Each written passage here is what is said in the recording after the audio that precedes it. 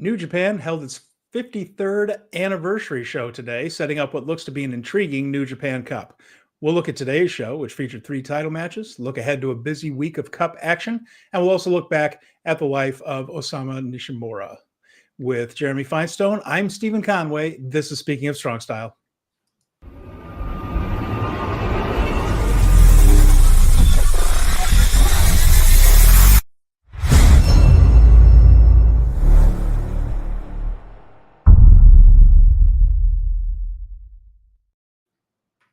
Welcome, everyone, to Speaking of Strong Style, where we discuss the news, issues, and events surrounding New Japan Pro Wrestling. I would like to start the show by saying congratulations to our sibling show, Power Bombshells, on their 3rd anniversary. Sam and Mel had their 3-year anniversary. In a lot of ways, Power Bombshells is the show that inspired this one. When I saw Power Bombshells podcast, yeah, and I thought about it, and I thought, well, maybe if you can do something like that as successfully as they're doing it, perhaps there's a space for a New Japan-centric type of show, and it really was a bit of an inspiration to me to look into doing this. And then we were paired up. So thanks, Sam and Mel, and congratulations on 3 years. Wonderful for you. Sam is currently right now covering the AEW media call for a number of sources and transcribing that on Twitter as we speak. So she is doing the real reporter's work, as they're to say. She's bona fide, guys. Sam and Mel, bona fide. And Colin is here. Good to see you, Colin. Thank you for coming by today.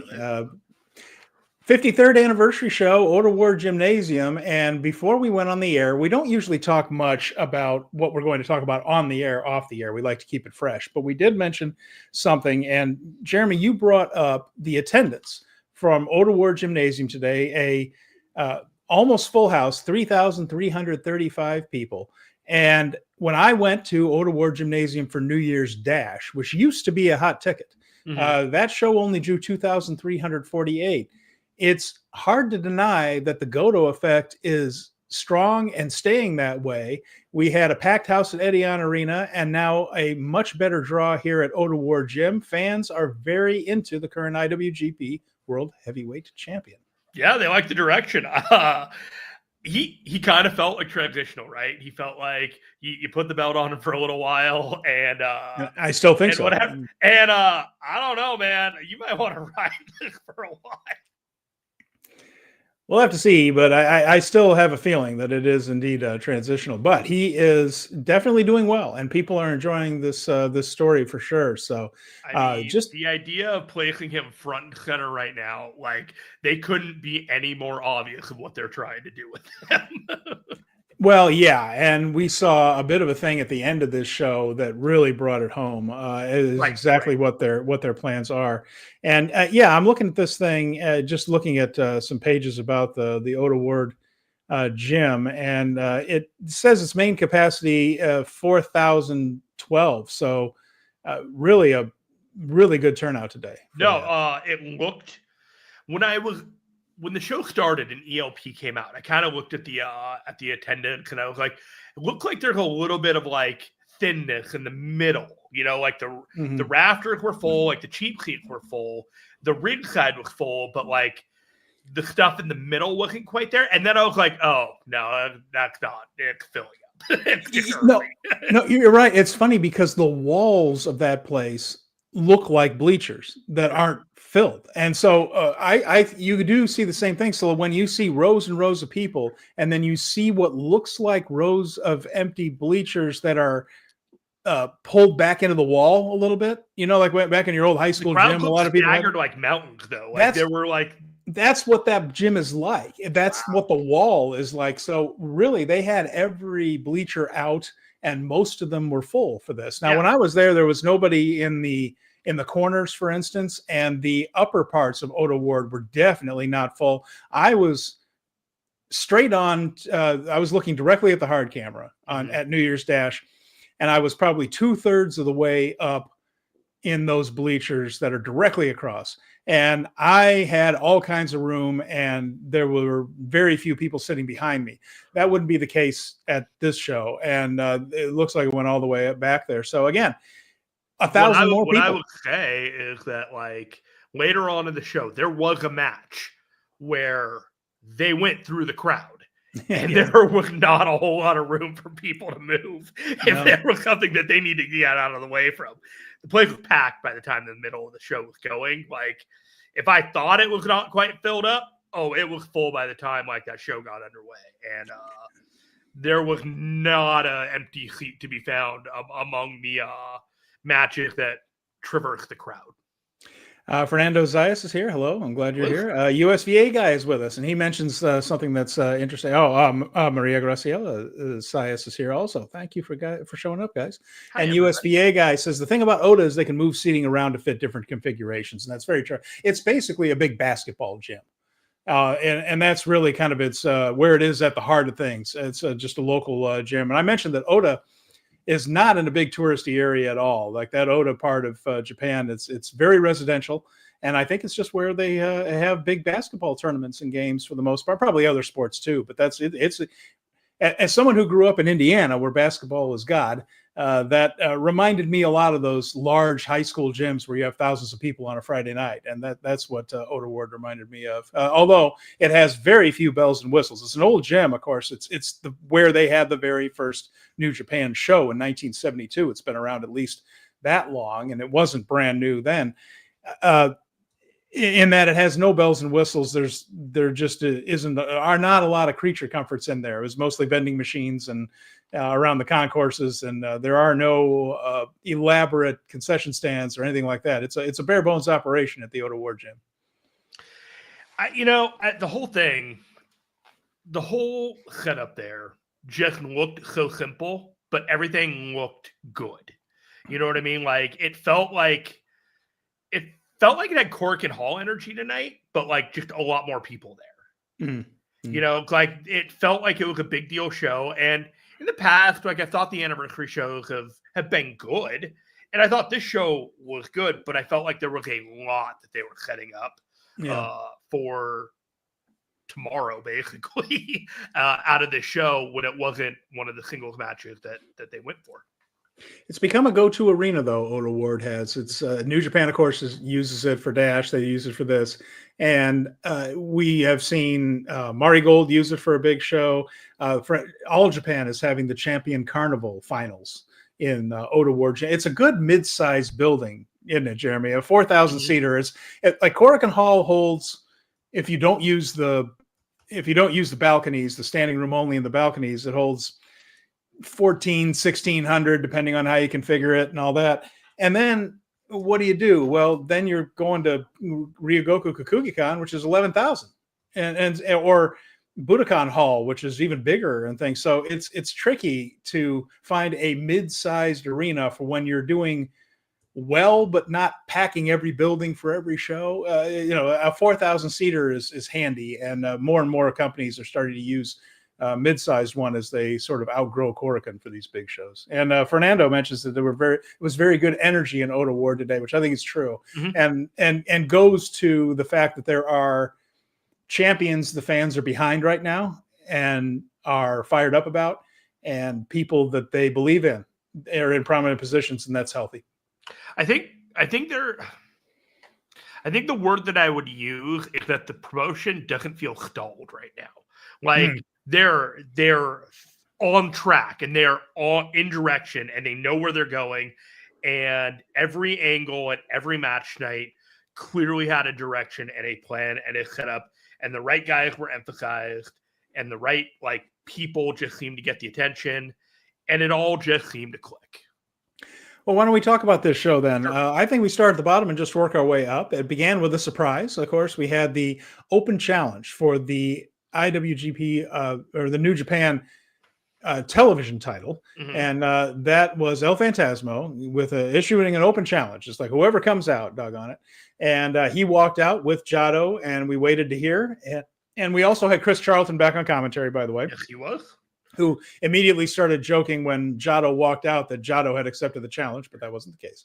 No mention of any reason why he was gone, just thankful to be there. Yes, and it was Master Wato. So Master Wato was the surprise entrant to challenge for the World Television title. It was a good opener. They had high energy, some good near falls thrown in. Of course, 15-minute time limit, so no need to hold back. And ELP hit an avalanche Hurricane Rana on Wato that looked fantastic. That set up the Thunder Kiss 86 for the win. It was good to see Wato in the ring here. The TV title didn't really feel threatened, though, but it was a really nice opener, a good win for El Fantasmo. Fun match to start the show.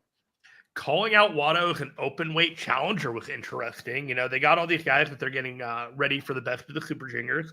But, you know, they're also, you know, putting these guys into matches with guys that aren't really juniors anymore.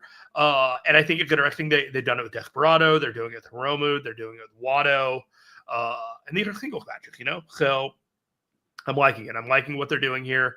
I thought this was a great use of Watto, who, you know, honestly, hasn't gotten a whole lot of attention since he's come back. You know, he was kind of a secondary and a third Hiroshi Tanahashi in the retirement match that he had, and the threatened retirement match that he had at Wrestle Kingdom. But after that, he was kind of, I don't even know if he was even on any of the undercards for the New Beginning show. But other than that, he was just looking around. So nice reintroduction to him this year. And his time's coming. Super Juniors will be in May, and we expect him to be a part of that tournament. So, he was a finalist, or did he win it? He won it. Well, yeah, won it? I mean, well, he's won it before. Right, 2 years ago. Yeah, he won it before a couple of years ago. But against Desperado, it was great. It was a great match. I remember watching it in Vegas, and I was like, I knew he got that far, but I couldn't remember if he lost the title match or if he Doki won it last year. Remember that whole thing? So yeah. So, Doki's still recovering from that elbow injury. So, after that, we have a tag team match with Bad Luck Fale and Chase Owens. And afterwards, Chase Owens said into the camera, 2 years since he and Fale have seen each other and they didn't miss a beat. And it hit me like a ton of bricks. It's been 2 years since we've seen these guys team up. That was crazy to me. It just shows you how the passage of time goes, catches you off guard.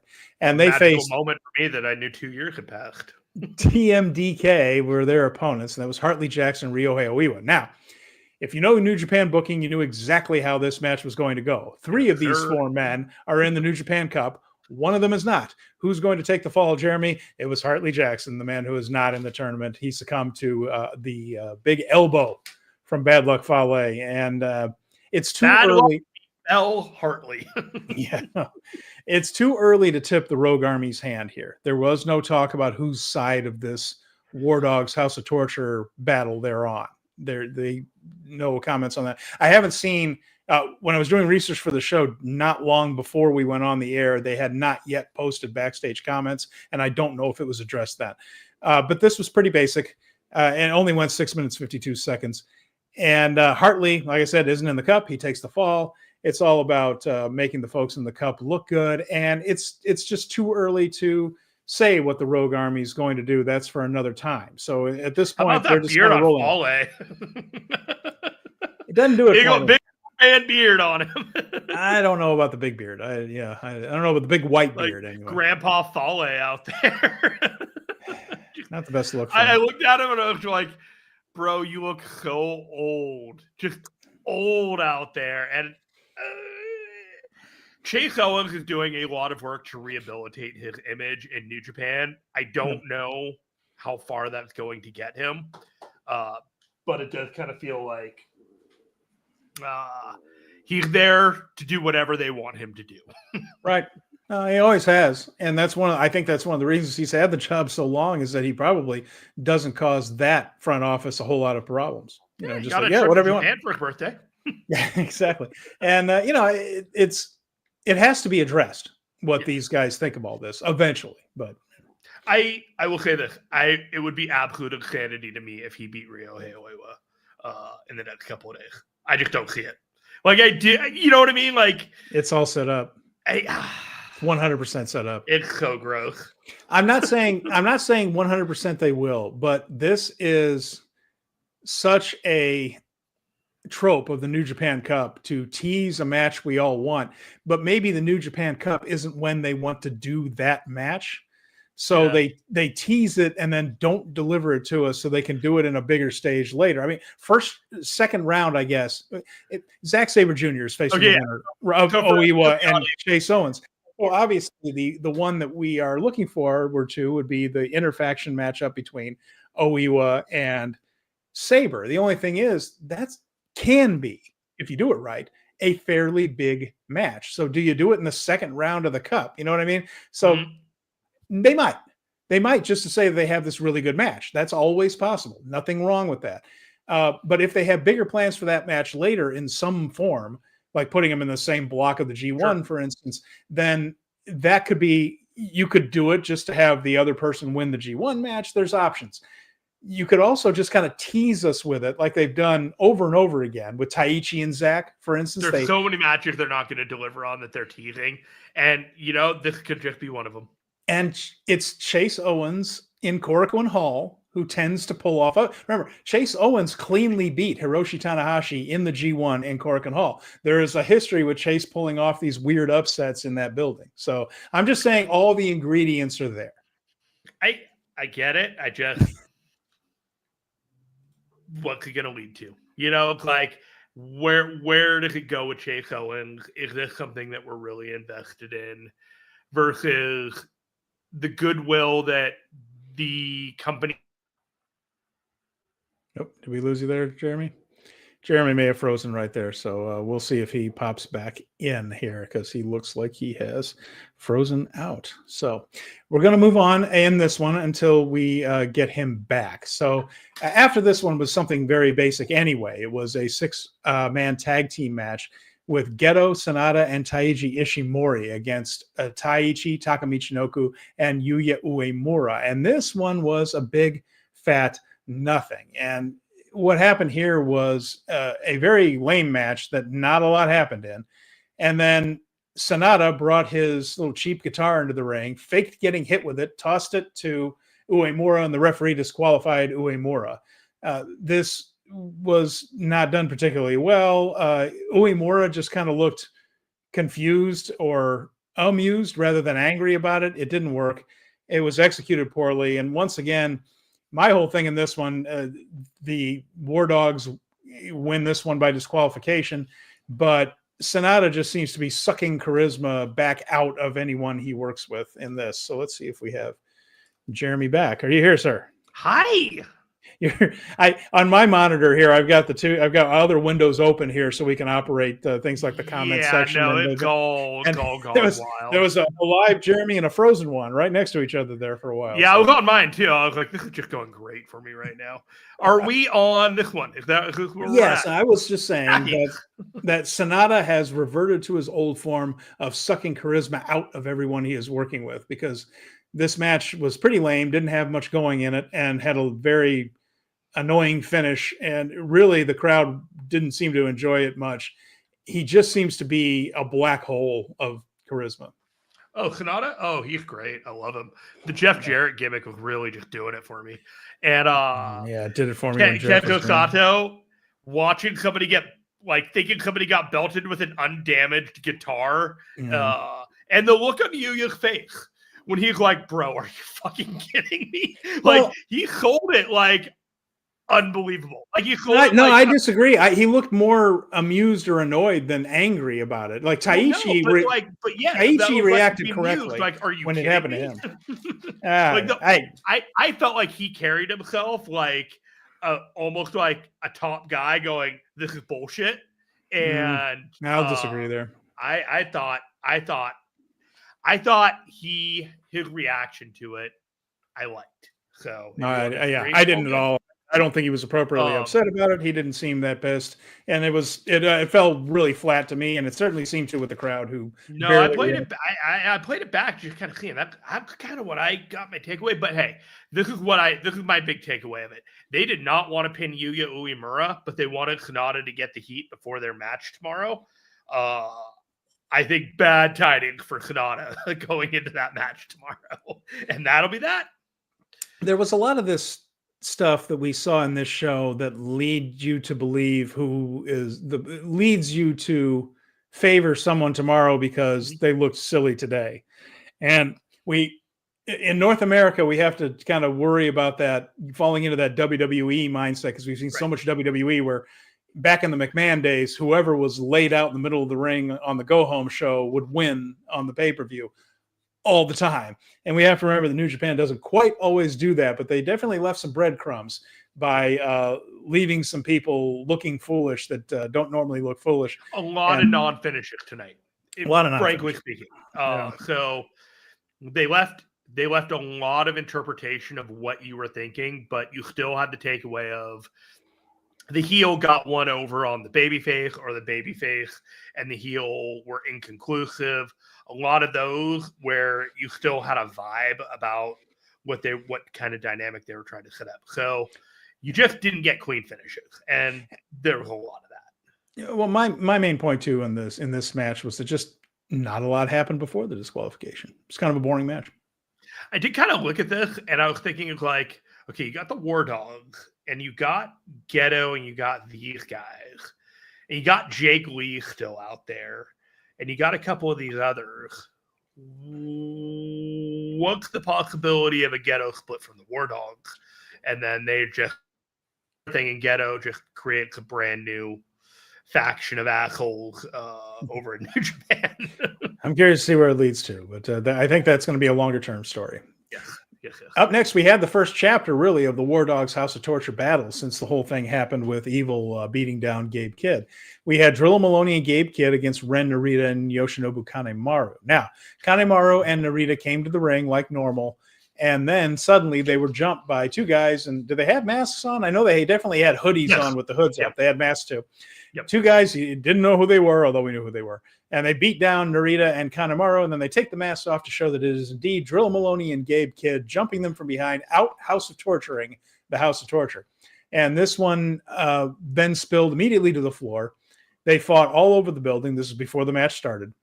And they went up into the bleachers. They took a tour of the seats on the floor.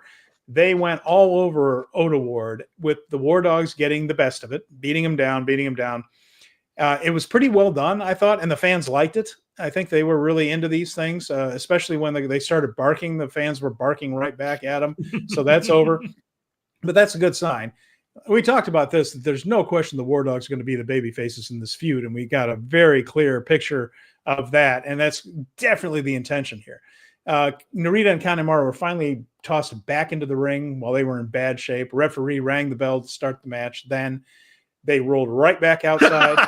The War Dogs chased them right back out, and then they were counted out of the ring. And this was just a brawl around the building. They fought all the way to the back. The match never really started. There was never really an intention on the War Dogs' part to start the match. This is all about just a fight. And I thought it was a well-done brawl that the people seemed to be enjoying.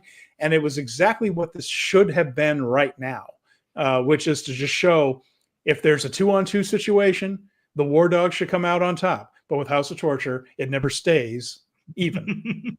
So we expect the War Dogs to have a pretty rough New Japan Cup. So this is a way for them to look pretty tough going into it. They look tough, beating a bunch of ass. But I was just thinking about this while you were talking about it. When was the last time Gabe Kidd won a match in New Japan? Like a singles match, or like got the pinfall? It's been a while. No, his last strong title defense, I'd imagine. But like in Japan, like he has not won a match in a long time. Like the draw with Yota Tsuji, I don't necessarily think that streak is going to change going forward anytime soon. So there's no other pure like evil like group right now than House of Torture. And so they're going to be the ones threatening to ruin everybody's time on that side of the bracket. And Gabe Kidd doesn't need to win the New Japan Cup, but he does need to be a reason to be pissed. And he seems to be pissed. He could be even more pissed. And that push-up bar is looking real attractive right now. Yeah, he teased it for a little bit, but did not use it. So after that, we had an 8-man tag match with more House of Torture. And that was Dick Togo, Evil Show, and Yujiro Takahashi facing LIJ. And that was Hiromu, Shingo, Tetsuya Naito, and Yota Tsuji. Shingo out with a copy of his new book. So that's going. I guess Kenta's book did well enough that it only takes one, and then all of a sudden there are a whole bunch of books out in the marketplace. I'm not gonna lie, I kind of looked to see if there'd be an audible translation of that, or like something that I could pick up easily to read, because I want to read Shingo's autobiography. I do too. I want to read Kenta's, but it hasn't been translated into English yet. But that I've been able to find. So LIJ was over very strong here in this match. Hiromu won it with a leg lock, but they controlled a lot of this match. LIJ did. And they also said about Shingo that it was probably his 3,000th match, which kind of cracked me up. It can be hard to keep track of some of those early. Might be. It's hard to keep track of some of those early indie shows you do, like when you're first coming up. When you're doing three matches in a show. Yeah, or you're at a flea market for like an afternoon or an evening. Is that one? Is it all that kind of stuff, and all that. Not all that has been kept track of. I know. I think Chris Jericho has kept a journal, so he knows exactly how many matches he's had over the years, and the other guys have kept pretty complete records, but not everybody does. So. Probably around match or something like that. Yeah. And but not all of those little shows you do when you're first starting out are on there. So anyway, War Hero 99 mentions Gabe hasn't been a babyface since WCPW. Colin makes a good point, is that the Young Lions are pretty much babyfaces. Like you don't see the Young Lions healing on anybody. So he was kind of a babyface as a young lion there. But it's been a minute, and certainly since he went a little bit rogue as a member of the War Dogs there. But anyway, this one was LIJ basically rolling House of Torture on this. And then Hiromu won with the leg lock and tapped out Dick Togo. Shingo grabbed Evil, threw him in the ring. Yota Tsuji gave him a post-match curb stomp, set him up for the spear, but didn't get the Gene Blast. And once again, we suspect that Yota Tsuji might be on the wrong end of that match with Evil, so he at least looked strong today. You know what I thought was really interesting about this match was the ring entrances. Yeah. Did you notice that Yota Tsuji came out after Naito? Yeah, he's the only one with the big belt right now. He's the global champion, so he gets the big final entrance, even over Tetsuya Naito.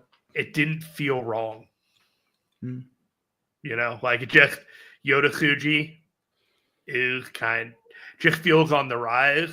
And I noted it, and I wanted to know if you were going to I just wanted to see if you were going to mention it or anything like that, because I'm not sure that it was just because of the global title. Like there's just a sense that like Yota Tsuji is fighting for that top billing more and more. All right. Well, there you go. And we'll see. I don't just because of the circumstances of the bracket, I don't expect Tsuji to go very far in the cup, but he doesn't need to. He's a global champion. Yeah.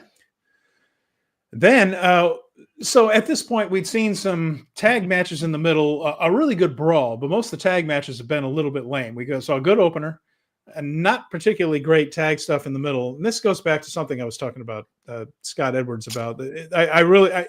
Crowds are good right now. Crowds are up. I understand all that. But, man, it would be nice to see a little bit more effort from these guys in the mid-card at New Japan shows if they want people to keep showing up. Just a little bit more effort. And it really comes into focus because I've been watching a lot of Stardom lately. And the effort you get up and down the Stardom card from those wrestlers is crazy compared to... Like they're fighting for your attention, and they're actively like they want you to watch every match. And it's just the compared to the laziness we see in the New Japan mid-card, which wasn't always the case, but it has absolutely been the case the last few years that there is laziness in that mid-card, and that's got to show up eventually with fans. They have to realize, like we've seen some of these midweek Korakuen Hall shows not do well with New Japan, and a part of it is because I think they run Korakuen a little bit too often, and then another part of it is they know these guys are going to sleepwalk through half of these matches, and we're just not going to see good wrestling. You've touched on like a fundamental thing about the relationship between the fan and the wrestler and the promotion, right? There's always, if you're showing up for those shows, there's always an inherent respect for each other. Mm-hmm. But there was a doldrums time where, You know, like the fans that were there want to support the product, and whether the product is good or bad. No, we may have lost Jeremy again. He was right in the middle of Damn this it! point. You there? Damn it! Wait a minute, I hear you now. Oh, okay. Okay, go ahead. So they're clocking in and out of watching the shows, and the wrestlers, to some extent, were clocking in and out of just doing their matches.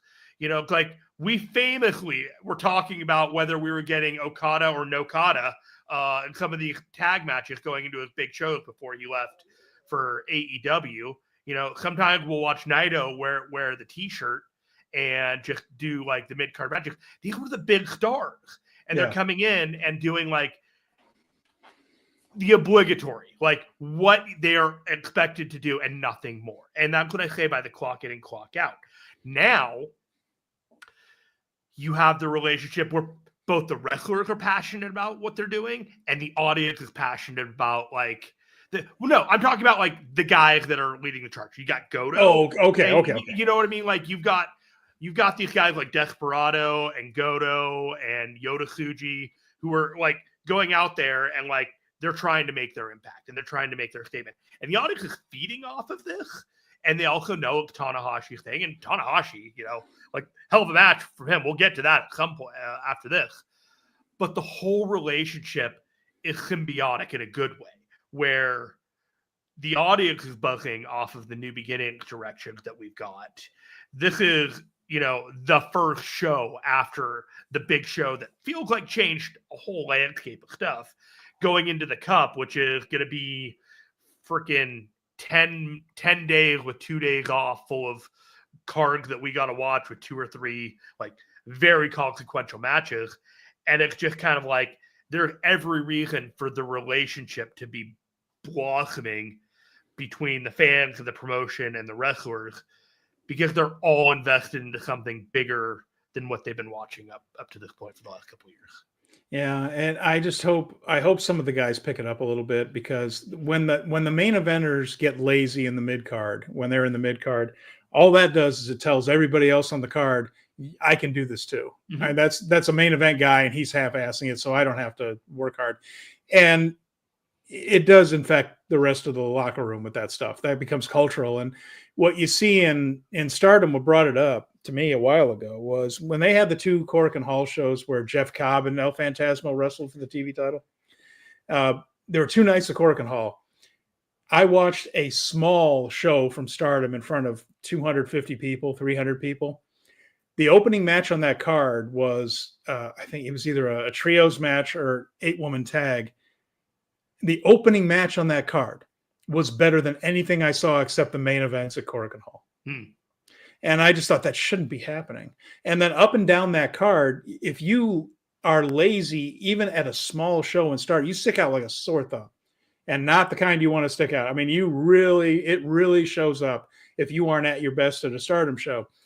If you put forth effort at a New Japan house show, it stands out. And that's the wrong way to do it. And that's where they are right now. And the matches where people tried were Gabe Kidd always works hard, and Drilla works hard. So that brawl worked. The title matches worked because no champion wants to look like a schmo, right? But when you try to hide in a trios match or in an 8-person tag and everybody sleepwalks through it, right? It just makes for a very the fans figure that out. The fans know you're going to half-ass it. It's just not healthy, and it's something New Japan. They're polite and they sit for the match, but that they know that they can save their energy for the most part for the next one as they're watching the match. Like if it's never going to get out of second gear, they're like, okay, cool, whatever. That's how I usually like view a match. I'm like, oh, like I'm getting like I get that vibe, but everything that I watched here, like those mid-card matches, all were just tea leaves for whatever the New Japan Cup matches they were going to have. And it was just like, this is not what I'm here for, but I know that this is what you got to do because you got to save the real finish for tomorrow. If you're in a trios match, a 10-minute trios match, you're in for 3 or 4 minutes. It's not, I don't think it's too much to ask for the people who paid to work hard for the 3 minutes you're in there. Sure. Up next, we have here are two guys who really worked hard. Now, the rest of the night... I will also tell you this. This image of Desperado holding the title kills me every time I look at him. The IWGP Junior Heavyweight title match and the World Heavyweight title match, these guys worked hard. This was hard working. And yeah, we see that. I like the graphics they used for this show, Jeremy. They kind of did a flashback to what they look like in the 70s. Mm-hmm. You know, they're with the fonts and the colors and everything else. The cartoon boom behind them. Exactly. They really threw back to that, and showed some clips. If you watch the show, like at the very beginning, they showed some clips of very early New Japan stuff, and that was a good use of it. El Desperado against Francesco Akira for the Junior Heavyweight title. As expected, this was a great match. It's exactly what Francesco Akira needed right here. He needed a good performance to show that he belonged. We were confident he would deliver it, and he did. And in this match, Francesco Akira hit as good a tope con hilo as I have ever seen in my life. Yes, it was he did. Perfect. And even Chris Charlton mentioned that it's about as good a one as he'd ever seen. But I was saying the exact same thing as Chris was saying it. It's like, I have seen a lot of instances of that move being used, a lot. That might have been the best one I've ever seen. It was just majestic. It was perfect. And when the big moves began, it took a long time, 24 minutes, 37 seconds. They gave him space. And we saw some great stuff. Akira got out of a pinche loco by flipping back onto his feet and hitting double knees, which looked great. Throughout the match, Desperado kept trying to use numero dos, that stretch muffler that he has that puts a lot of pressure on the knee theatrically. And so that was wearing down Akira's knee. Akira even kicked out of a pinche loco, which doesn't always happen. It's happened sometimes, but they don't always kick out of the pinche loco in a match. Showed his desire, his will to win, that type of thing. At one point, he went to use double knees, and his knee buckled because he'd been in the numero dos so many times. Desperado clamped on numero dos, and this time got the submission. But again, we could go over it blow by blow, but I would just recommend everyone taking the time to go watch this one because it was a terrific performance by both men. It's one of those, the signature of the junior heavyweight division is telling a story match with intense physicality and athleticism. And the story of this match was Desperado went into it believing that Akira was not on his level. And there were moments at the beginning where he was condescendingly like clapping at him to get up when Akira and him were doing chops at the beginning. Yeah. And by the end of it, you weren't necessarily sure that Desperado felt any different, but you knew that he had been through something because Akira gave him everything that he had. And it was his body that failed him, not his fighting spirit. And so that to me was just kind of it wasn't his day, but Desperado is not going to look at him the same way the next time as much as he wants to say he will. And War Hero 99 mentions, when is TJP getting a shot at this title? It's a fair question as to who's next. We don't have a clear definition on who is next. And it might be an interesting story to have TJP get a shot in there somewhere. So, Desperado doesn't have he's not in the cup. I don't think he doesn't have there's some big shows coming up where he doesn't have anything lined up. He's currently without a dance partner is what you're trying to say. That's what I'm trying to say. So TJP might be an interesting one for that dynamic, right? Because they're offering, and they mentioned too that this is the only member of United Empire that made this show. There were a lot of big stars that weren't on it. Zack Sabre Jr. was not there. That pretty lean.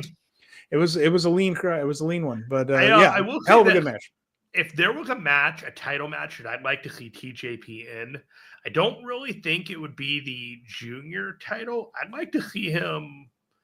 God, I can't believe I'm saying this. ELP versus TJP for the TV title would, and TJP not winning that would, because Jeff Cobb did have the title, I think would set in motion also some interesting dynamics for the United Empire. Well, TJP is coming. He is part of this next tour, but he did mention at the post-Dome conference that it would be a little less this year in New Japan. He wouldn't be in as much as he has been, which is almost full-time he's been, but maybe not this year. That's okay. Moving on. Up next, IWGP World Heavyweight title match, Hirooki Goto and Hiroshi Tanahashi. Just went about 20 minutes, and I'll say this. There was a really cool video package for Goto's entrance before his main music hit. And they showed it on the screen. You can see it at the beginning with the introductions. Very well done. I thought that was very cool.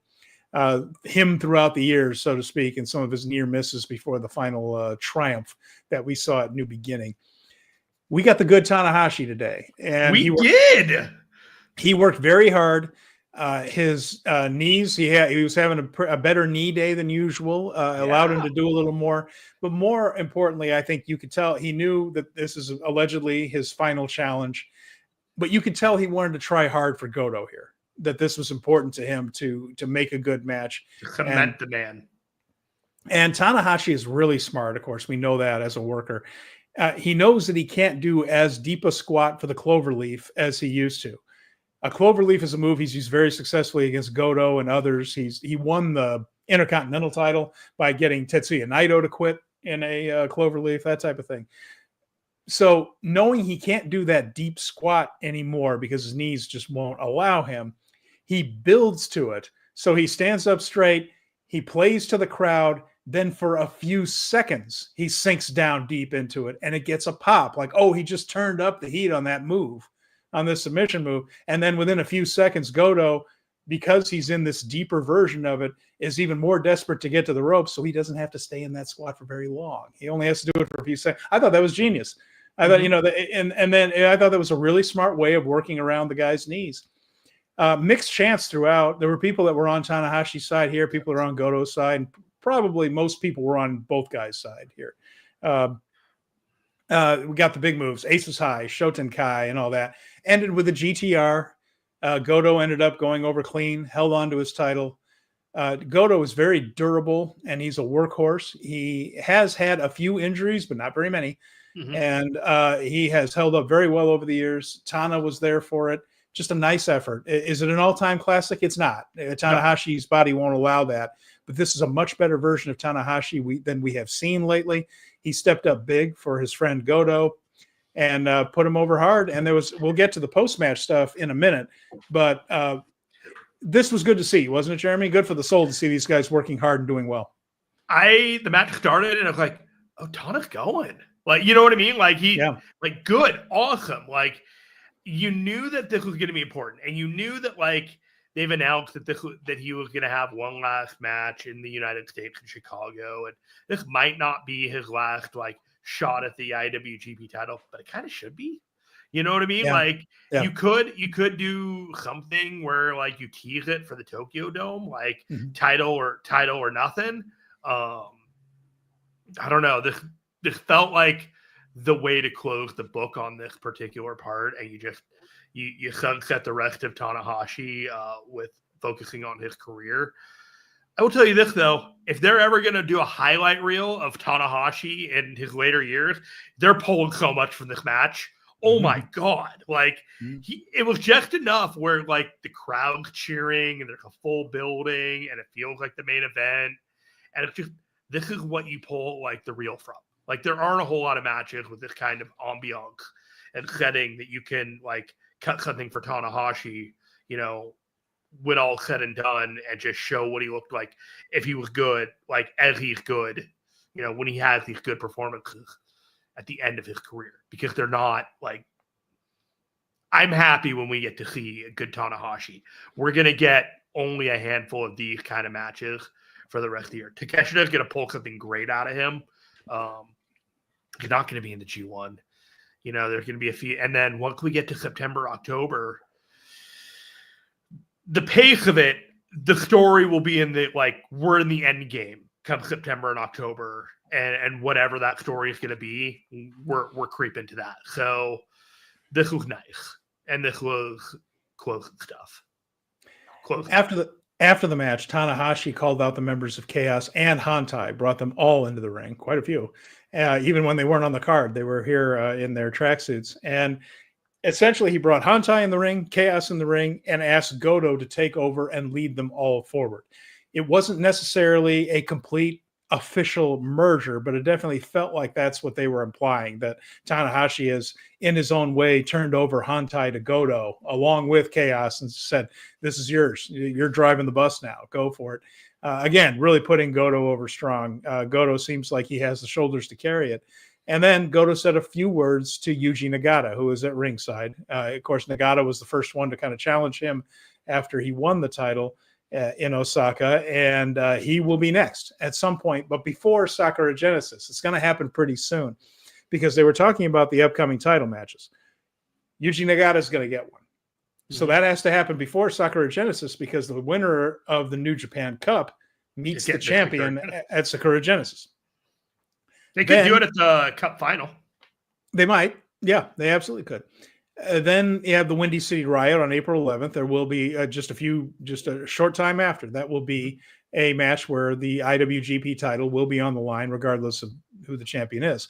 Also on Resurgence on May 9th. So we have Sakura Genesis. That's, I believe, April the 4th. And then 1 week later on the 11th, Resurgence on May 9th. We know about those. Also, important to remember, Jeremy, that's the first week of May, late April, early May is Golden Week in Japan. And there are 2 nights of wrestling Dantaku, May 3rd and 4th. So you know there will be something for the champion there. Perhaps a title match, maybe something else. But that's a busy schedule for anybody. But yeah, it maybe the Cup final will be it. But then he's going to have to pick it right up again and go in Genesis. Yeah. Goto's got a busy schedule. I said it earlier. He felt transitional.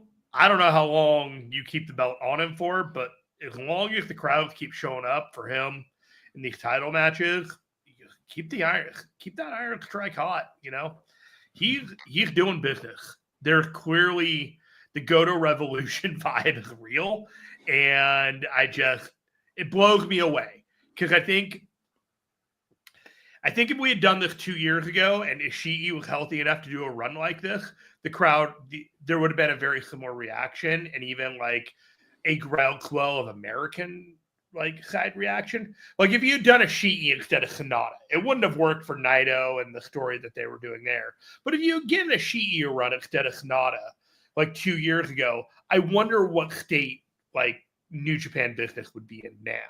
You know, if like there wasn't kind of an absence of people like leaving because they weren't into that whole story and Okada was taken off and there's that and people were just kind of checked out.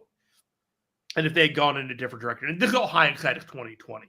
And right now we're rebuilding and things are looking really good.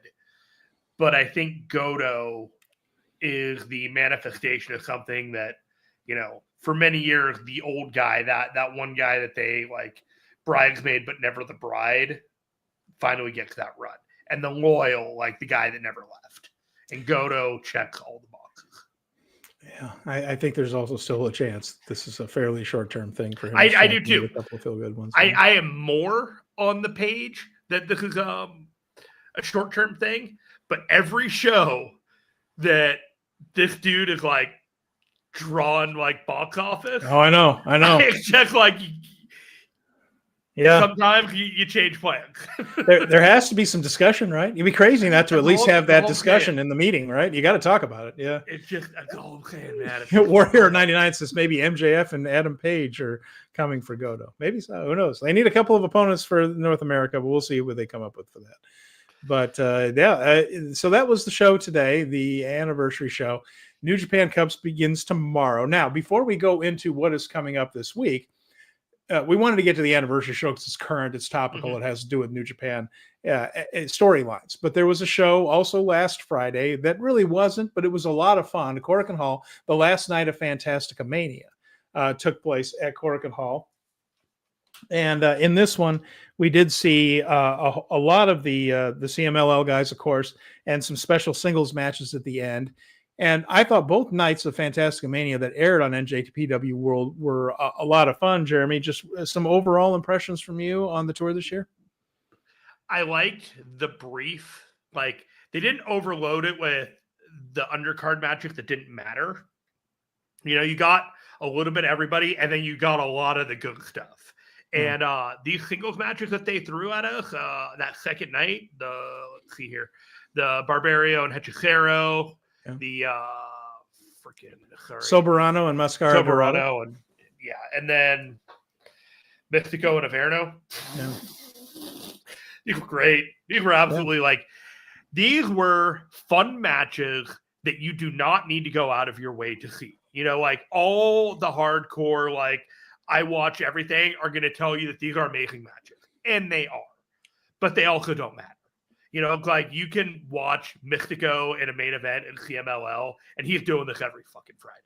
You know what I mean? Like this dude is lighter than air. He's unbelievable. If you've seen Mystico live, and you know what I'm talking about. If you've seen Mystico, enough of him, like you just watch him just go into the air and hang. Like just hang in the air and then just get caught by his opponent and do like a freaking Hurricane Rana or something like that. I don't even know how he does it. There's almost like a Rey Mysterio like aspect to it where he's effortless. But he's a lot bigger. He's a lot bigger than Rey, and still manages. And the thing is about him, it's stunning because, of course, he had a famously failed run in WWE. That wasn't all WWE's fault. There were problems on both sides. There a little bit of stubbornness from him about adjusting to the American style, and certainly maybe at the time a lack of understanding how to push. WWE is a little bit better these days, not perfect, but a little bit better now at letting wrestlers incorporate their own wrestling culture into their characters. They haven't changed Julia terribly. Stephanie Vaquer still works but they tried to kind of mold Sin Cara, which is who he was when he went to WWE. And he pushed back a little bit too hard against that. It was like, I'm already one of the biggest stars in the world. Yes, you were, but it's a different style and a different audience and a different ring. And it just didn't pan out. And then he came back as Caristico because it was already another Mystico and slid right back into it. The funny thing is, since the other Mystico, who was one of the Munoz brothers with Roosh and son of Bestia del Ring, all that stuff, when that family had the falling out with CMLL and left the company, he slid back into his Mystico role, somehow becoming Mystico. He was good as Caristico, absolutely terrific as Caristico. He seems to have gotten better again with the Mystico thing. Yeah, and it's remarkable. He's not a young man. No, he's not a young man, but he seems to be improving. He is beloved in Mexico. Yeah. And whenever he's come to Northern California, absolutely beloved there. And I remember watching him in WWE, and he had a ring entrance, and they put a trampoline on there. He would like jump up and over, and it was just such infantilization of the luchador style. You know what I mean? And like it was not trusting your audience to look at and say, this is fucking awesome. Yeah. It was treated like, oh, here's something kind of silly. Yeah, absolutely. It's like, this is the crap we're going to feed you before we give you the main event heavyweights is how they would look at it. And like, they had WrestleMania pre-show matches and stuff like that, but you knew that like this guy wanted to be on the main event of like WrestleMania, and the dude was wrestling like that, and he wrestled like that here at Korakuen. Like this guy is giving everything he's got in the middle of Korakuen Hall in Japan, and then flying back to the United States. You just nailed it perfectly, by the way. Here's where I'd recommend it. Go back and look at the effort in Fantasticamania and how hard. Keep in mind, these guys work in front of 5,000 to 10,000 people every Friday, depending on how warm the product is. Oh, you're tying this back to the I'm tying it back. Oh. Watch how hard all these guys worked in front of 1,500 people at Korakuen, and then look at what we get sometimes in the midcard. Point being, Barbaro Cavernario is a crazy man. And we know he's college educated. This is the craziest thing about him. He would miss, I think it was the Tuesday night shows that they would have in Mexico City because he would have to like travel by bus to take college classes, and he couldn't get back in time for so he wasn't on the Tuesday night shows and things. Educated man. On big matches, he will climb up to the top rope and do a superfly splash to the floor onto the guy. Just splatter himself on his elbows and knees on the floor. He did it at Korakuen Hall, and go ahead and watch that move. Right, he did it against Hechicero. Oh my God, they almost died on a move. And yes, and then he goes and splatters himself on the floor. But watch Daiki Nagai, who is getting, because they don't use barricades, so the young lions are the barricades, right? He's like trying to protect the old ladies in the front row. When he splatters on that floor, on his knees and his elbows, you see Nagai look around like, this dude's insane. He couldn't believe what had just happened, like a few feet in front of him. The look on the guy's, and the guy has an expressive face anyway, but that was a terrific moment. I thought right there. The one in the Cavernario Hechicero match that just I cringed was when Hechicero had Barbario on his shoulders and he was spinning him around to throw him to like toss him on the ground. Barbaro caught his foot on the rope, and so he didn't quite get the clearance, and he just kind of flailed, and that's when he pancaked down, and I was like, oh, God. Like, you're going to feel that in the morning. Again, if they drew to Mexico City what they drew at Korakuen Hall, there would be an inquest, and people in the front office would be fired saying we need new directions and everything like that, and these guys are still working this hard. Yeah. It's really remarkable how they really want to show high-level lucha libre to the people that come to these events. It's very commendable. And then the other match in the middle there, Soberano Jr., Mascara Dorada. Both these guys relatively young. I don't know their exact ages. We mentioned that Dorada is being groomed to be the next Místico when Místico can't be Místico anymore. Soberano Jr. has turned heel fairly recently, not as recently as Volador did, but fairly recently Soberano Jr. went Rudo and has shown a real aptitude for it. And this is a rivalry I think we'll be seeing for years and years on top in Lucha Libre. Soberano and Mascara, both of them just preternaturally talented guys. And it was so much fun to watch them. They'll more than likely be back at CMLL next year. Yeah, the Fantasticamania next year, it's always a nice mix of top stars, very young guys getting their first international experience, a legend or two. Negro Casas used to come over all the time while he was still active. Now we're getting Ultimo Guerrero each time. We were getting Atlantis for years. So it's a nice mix. Smart way of developing it. And whoever not Yoda Tsuji was that came out there. Yeah, some of those guys do all that. What was his name here? I want to get that name right because it cracked me up. God. He was Mascara Kantansu Tomato. So his Kantansu Tomato mask was Yoda Tsuji right there. Right? He's got a weird sense of humor. Yeah. He just kind of does. And I kind of appreciate that about him. It's okay to be goofy. The weird one can make me laugh the most. So that was Fantasticamania, and it was a good time. We're all glad it happened, and that we'll move on from there and look at the week ahead, Jeremy. We have 5 more shows before our next edition of Speaking of Strong Style. Let's go over this. Tomorrow, March 7th, Friday, and Saturday, March 8th, they will be in Korakuen Hall. Just before the show, and I waited until just before the show, they had only announced the tournament matches, not the undercards. Nice. So the only thing we know for tomorrow is Yoda Tsuji versus Evil and Yuya Uemura versus Sonata for Friday. Saturday, the tournament matches are Ryohei Oiwa versus Chase Owens and Gabe Kidd versus Ren Narita. So that is the first 2 of those are on Friday. The second 2 of those are on Saturday, March 7th and 8th from Korakuen Hall. So we also got the 9th. We have a break on the 10th. And then we have semifinal matches on the 11th, 12th, and 14th.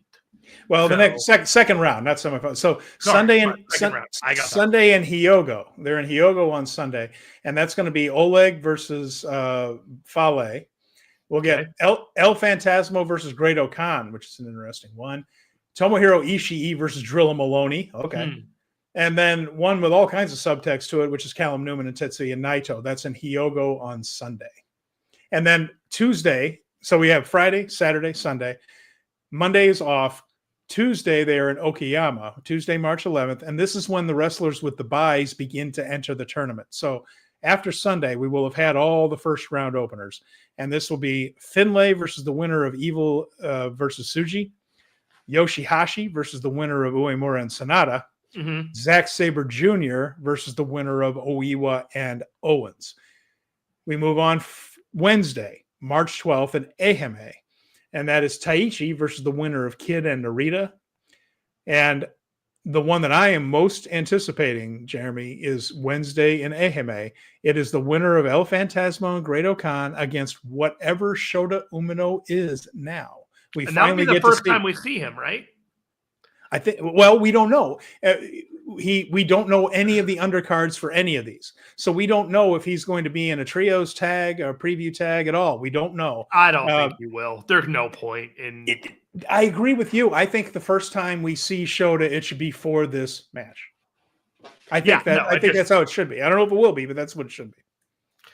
I mean, all of these undercard matches. So on the 7th, we're going to have undercard matches that are tags and stuff between Oiwa and Zach with Chase Owens and Bad Luck Fale or something. And then, like Gabe Kidd and Drilla Maloney versus Ren Narita and Kanemaru or something.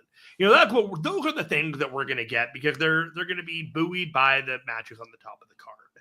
And maybe we'll get a heavyweight thing, but like you said, we didn't get a dance partner for Desperado.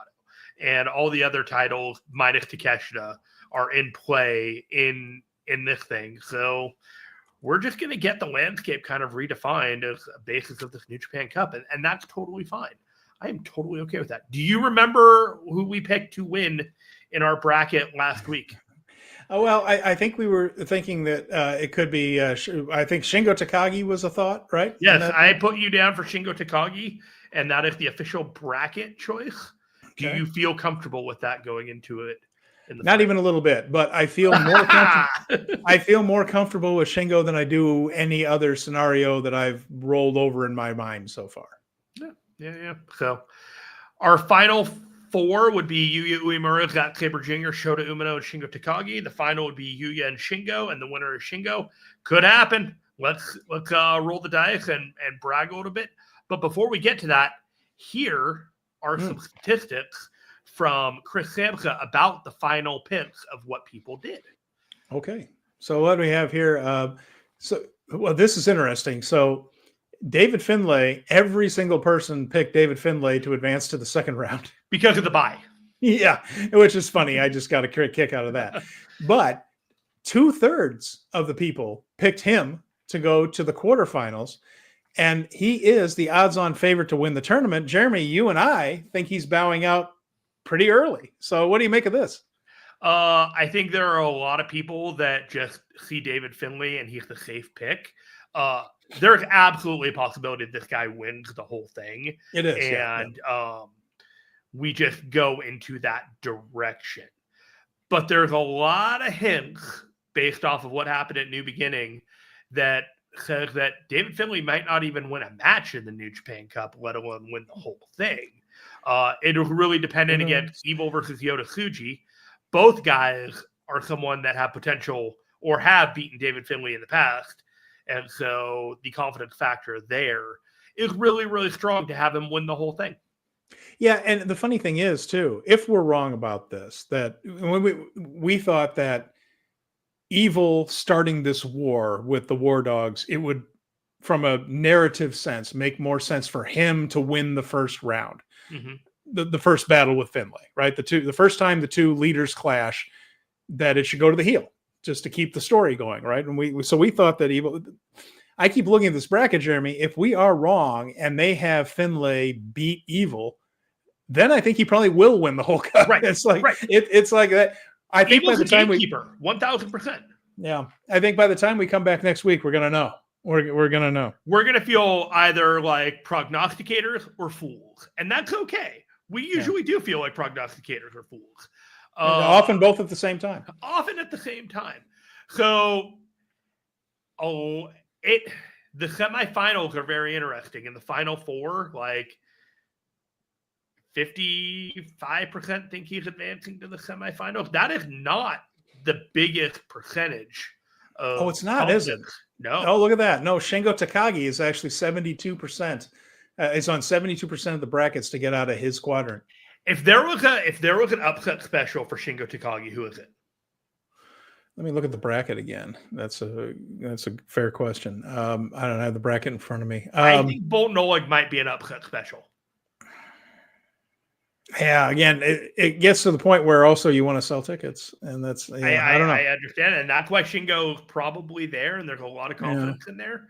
Yeah. I will say this: the overwhelming pick to win the G1 in 2024 was Zack Sabre Jr.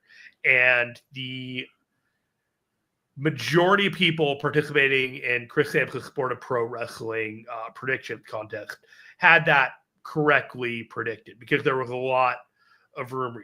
We are not in that same situation for this New Japan Cup. This is a much more open field, and the idea that the all-gone favorite is going to win this just like the G1 last year, it feels a little bit like money that they're teasing you that you shouldn't take. So looking at this, advancing to the second round thing is fascinating to me also. Only 2.5% people believe that Bad Luck Fale is going through. So people are very confident that Oleg is going to win that match. I'm a little bit surprised at this one, but I suppose looking at the bracket, Tomohiro Ishii, only 11% picked him. People really feel 89%. I'm not sure, guys, and I think a lot of people are going to get their bracket busted on that one because Ishii, because but yeah, I know Drilla Shingo tease of running it back. Yeah, see again, they're going to tease something and not deliver it, but maybe that's it. You know what? Maybe he will beat Ishii to show that he's among the bruisers and the tough guys, but give the win back to Shingo in the next round. That's very possible. Very possible. And the other person that does not stand much of a chance, according to the brackets, is Chase Owens, less than 10%, going up against Oiwa. But again, remember, that is the kind of thing that Chase does to us. That is kind of ridiculous that there's a 1 in 10 chance, according to the audience, that Chase Owens is going to win this when his match against Oiwa. All right. Well, okay, let's see. Callum Newman with 38% of the vote against Naito, which is an interesting one. Yota Tsuji is only favored at 31% against Evil in that first round match. Yeah, true. A lot of people are pinging that one. However, 71% of the voters believe that Gabe Kidd is going to beat Ren Narita in the first round. They also have him as the second highest likely to win this entire thing. This, I think, comes from is this Chris Sampson's bracket, correct? No, this is the statistics of everyone who voted. In what? His Sport of Pro Wrestling contest. Understood, but this is Chris Sampson's contest, right? Yes. So he is mostly talking to North American fans here. Gabe Kidd is perceived, I think, very differently by North American fans than he is by the company right now. What I mean by that is I think we think of him as a much bigger star right now than New Japan does in Japan. They have plans for him. But there's this whole underground thing, not underground, it's quite above ground, as a matter of fact. It's right above ground. It's screaming. The ground swell. North American fans want this guy strapped to a rocket and sent to the very top of the card. They're not doing that in Japan. Remember, he's losing matches. He had the match against Kenny Omega. Everybody loved it, no doubt about that, and it was put in a position to be loved. But then he hasn't won since then, and so New Japan has plans for him. But I do think that there is a bit of a disconnect between where New Japan sees Gabe and where North American fans see him as almost like we have a Stone Cold Steve Austin type character in New Japan now. I think New Japan is like, slow down. Yeah, everybody has to, the story has to take time. He's got to marinate a little bit. And so I think that that's premature. And again, I think there's an excellent chance that Gabe goes out pretty early as part of this War Dogs. He just beat the crap out of Ren Narita all through the building.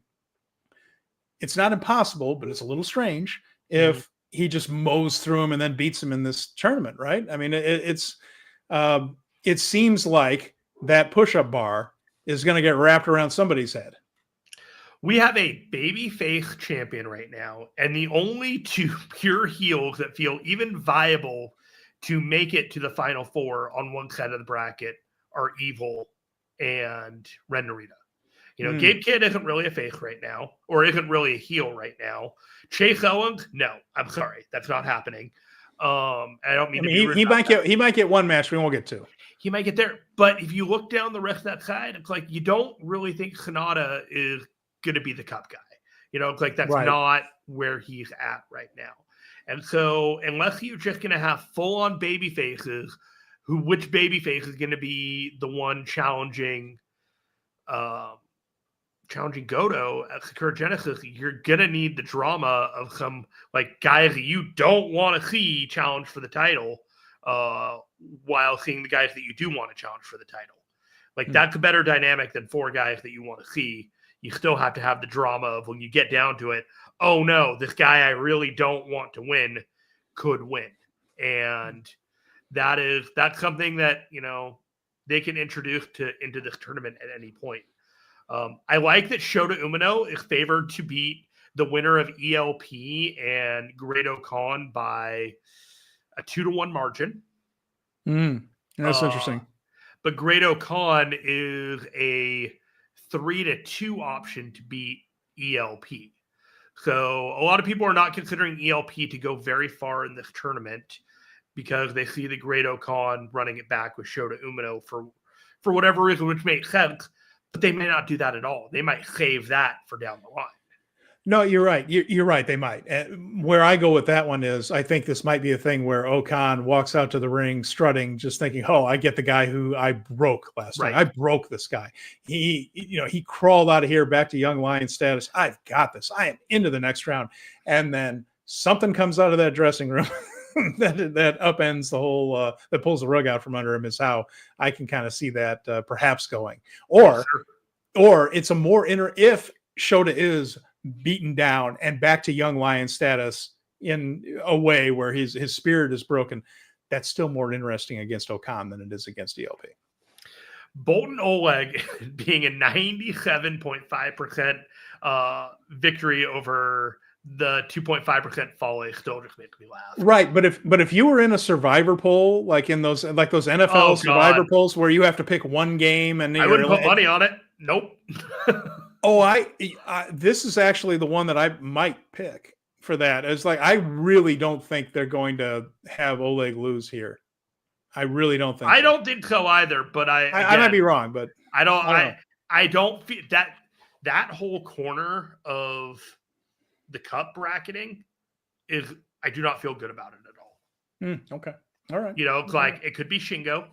You know, you could do one of the younger guys that, you know, you could do Bolton, you could do Drilla Maloney. Like, they don't have to win the whole thing. But like you said, they have to sell tickets. And, you know, having an established star and the idea of Shingo versus Goto is attractive. It really is. Yeah. But it might not be the story they're trying to tell.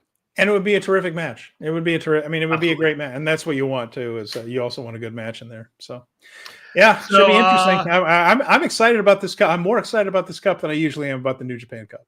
A lot of people are sniffing out Yu Uemura. A lot of people are. I hear him. I'm not sure they're wrong. I mean, he's an interesting choice. You have a lot of guys that lose that first match when they come back from injury. They avoided that completely today.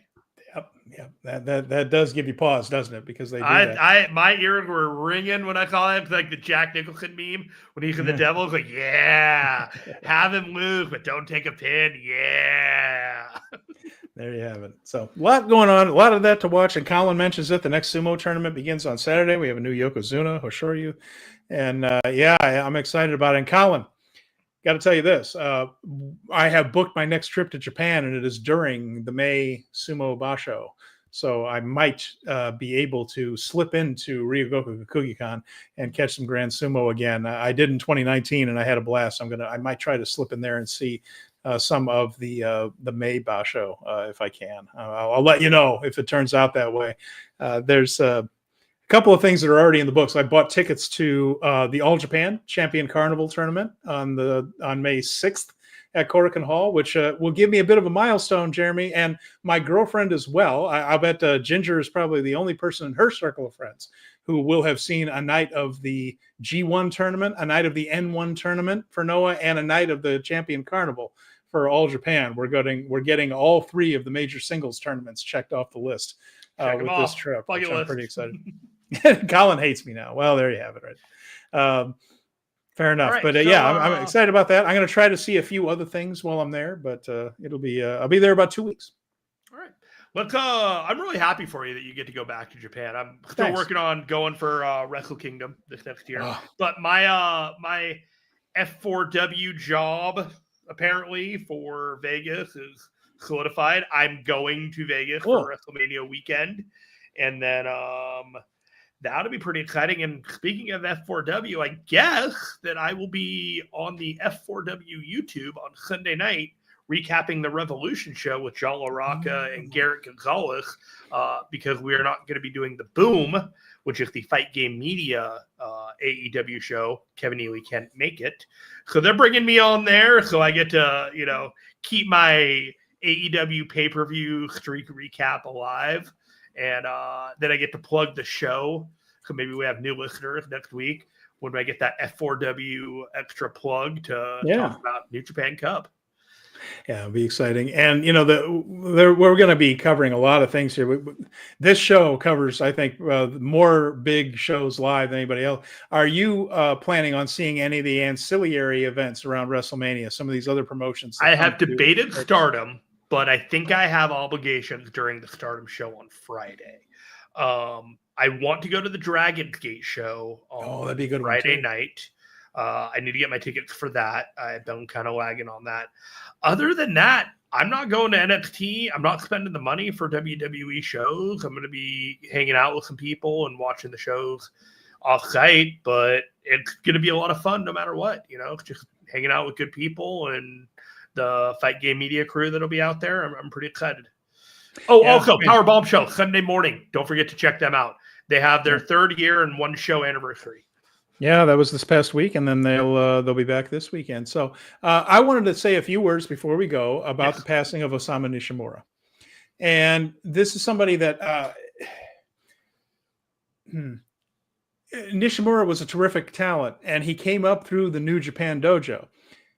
His best years weren't really for New Japan. It's a little bit similar to Gran Hamada in that sense, and that a lot of his impact came away from the company. But he was in New Japan for quite a while. So he trained in the dojo in 1990, but he spent most of the first few years of his career in the United States. And here's some promotions, Jeremy, from the Wayback Machine. But he wrestled, of course, for ECW. Mm-hmm. He wrestled for the NWA, which is mostly Dennis Coraluzzo's NWA promotion out there. He wrestled Shane Douglas, for instance, when the whole NWA world title, ECW title controversy was going on. He was the final you remember Global Wrestling Federation, GWF? I do.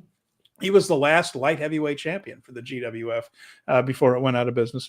And so he traveled around a lot there. He was in Smoky Mountain Wrestling back then, Smoky Mountain, and spent most of the early and mid-90s in the States after training in the dojo. He did go back to Japan and become a regular there in 1995. He was a good wrestler. He was a talented dude, but he never really had singles success. It always seemed like there were a group of people on top that he could not quite break through in New Japan. When he went back, we were already in full swing with the Keiji Muto, Masahiro Chono, Shinya Hashimoto group on top as the Three Musketeers, famously, right? And there were other guys. In fact, my program of the week here behind me has him. This is from 1992, where it mentions him. Osamu Nishimura is one of the next up-and-comers with a very young Satoshi Kojima, Koji Kanemoto, Yamamoto, and Takeshi Misawa, 2 guys who did not become as big as stars as some of the others, but there he was in the Wayback Machine there. But he always kind of ran into that ceiling. He had tag team success in New Japan. In fact, he held the World Tag Team titles twice, once with Tatsumi Fujinami, another time with Hiroyoshi Tenzan. Tenzan was one of his partners before Tenzan really first, Tenzan and Kojima were frenemies for a long time. They were tag team partners, one of the best teams ever. They were also one of the great rivalries of that era. So at various times they were against each other and with each other. Tenzan teamed with Nishimura at various points. And Tenzan and Nishimura also won the G1 Tag League in 2003. So those were his biggest successes really were those 2 tag team title runs, once with Fujinami, once with Tenzan. So you see that he was programmed with and teaming with some of the very top guys, but he never won a singles title in New Japan. It just didn't quite break through that ceiling. And he was there all the way until 2006. So he was there for about 11 years. Again, never won singles gold. By the time he left in 2006, he had kind of slid down into the mid-card and wasn't really getting pushed. So he decided maybe it was time then to move on. And he went to All Japan. He was in All Japan for a few years. 1998, by the way, 1998 was when he was first diagnosed with cancer. He had a bout with cancer in 1998, returned to the ring in 2000. So that tag team run with Tenzan, winning the tournament, winning the tag team titles after he had his first bout with cancer. So again, just another example of perseverance coming through. But after he was in All Japan for a long time after that, really, only retired a handful of years ago. He was also involved with local politics. He was kind of an equivalent of a city council type of thing, and some other offices locally. So he was a respected member of the community, certainly a respected wrestler. He seemed particularly close to Shinsuke Nakamura. In fact, Nakamura is the guy that sort of broke the news that he had passed, but he was diagnosed with esophageal cancer in 2024. So just about a little less than a year ago. And this time it was particularly aggressive. And there wasn't a chance really to treat it, and unfortunately, it got Nishimura there. So, a guy who was, a good wrestler. Some of his matches are now featured. Some of the ones from the New Japan archives are featured on the front page of NJPW World. You can go and catch some of them. He worked well with all the best guys of that era, but it just one of those people that wasn't quite that main event level, but was still a big star.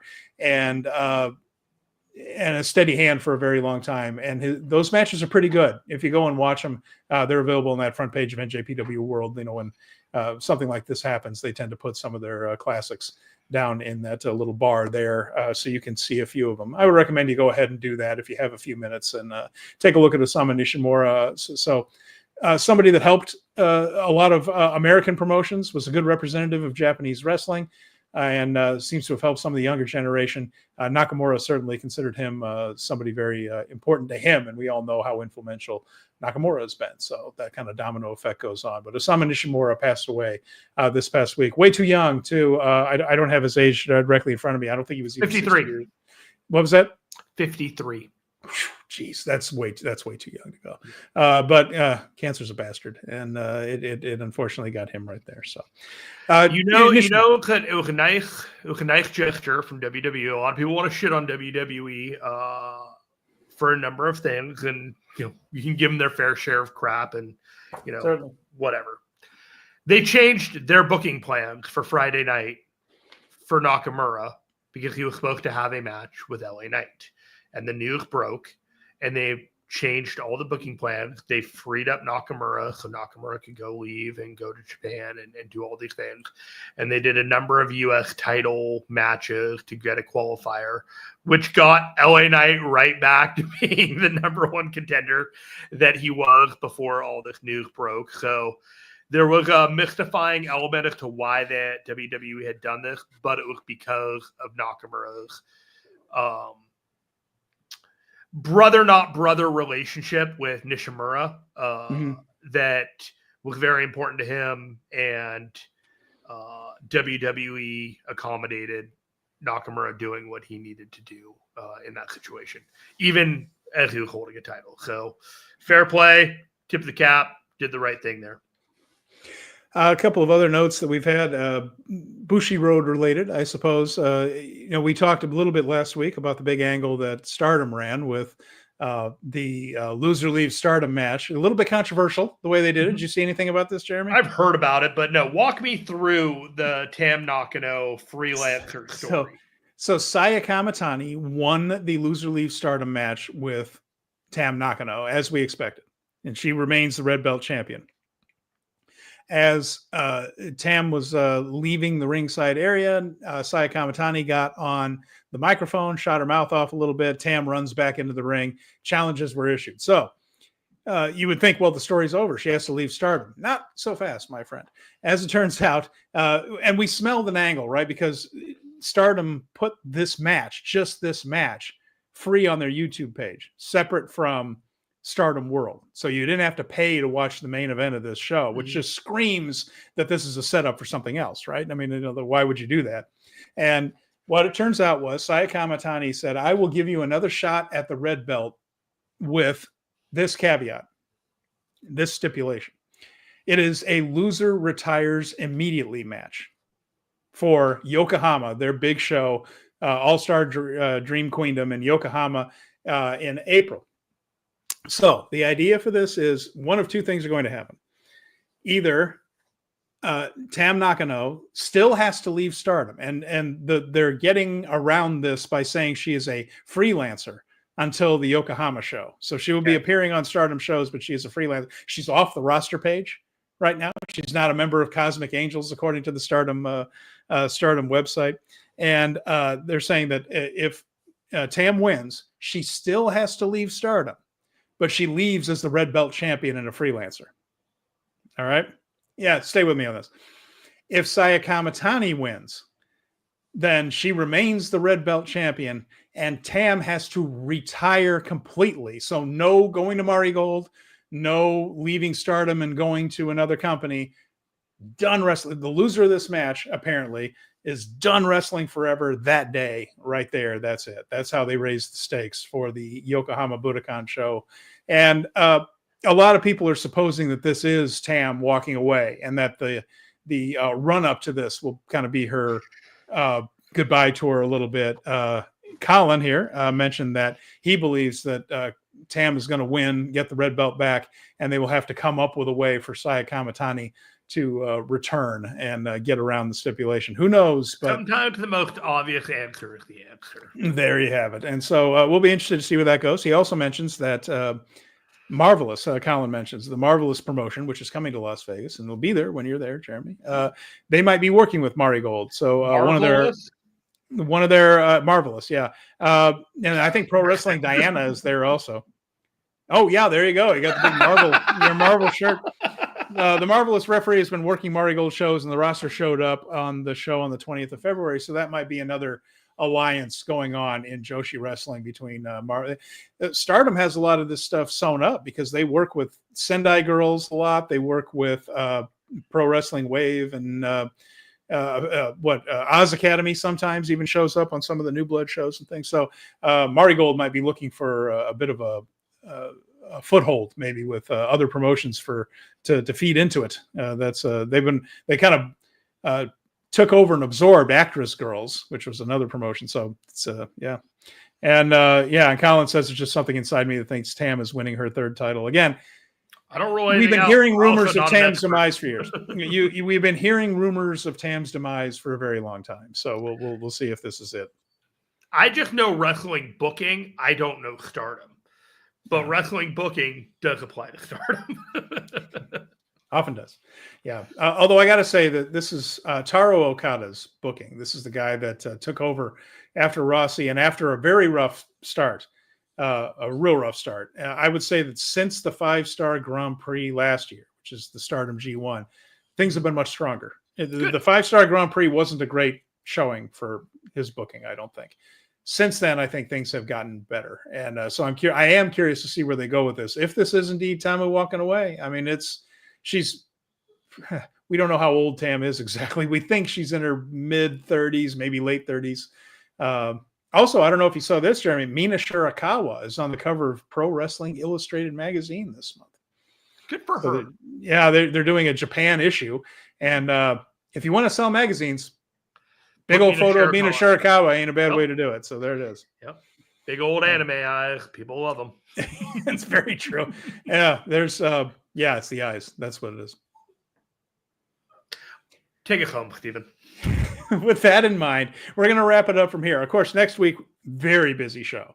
A lot to talk about with the New Japan Cup. We're going to have a very good idea. Our cup will overflow it, Stephen. We're gonna have an interesting conversation next week about how the New Japan Cup has turned out because we'll be well into the second round. So prognosticators or fools? Yes, exactly.